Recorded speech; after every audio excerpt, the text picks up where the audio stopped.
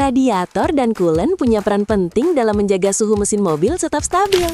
Saat mesin bekerja, panas yang dihasilkan cukup tinggi. Disinilah radiator berfungsi sebagai pendingin dengan melepas panas dari coolant ke udara luar.